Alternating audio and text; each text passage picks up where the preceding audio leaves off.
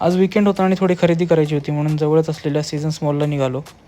आणि पुण्यातलं सीझनही एकदम चेंज झालं होतं, पावसाचं वातावरण झालं होतं आणि रविवार असूनसुद्धा जास्त काही गर्दी नाही लागली. बिलिंग पण आमची लगेच झाली आणि त्यानंतर टाईम झोनमध्ये हा हॅमर गेम खेळायला गेलो. खूप ताकदीने हॅमर मारला पण स्कोअर फारच कमी आला आणि मला वाटतं पूजाला असं वाटलं की जो सर्वात स्लो हॅमर मारेल तो जिंकेल, त्या हिशोबाने तिने मारला आहे.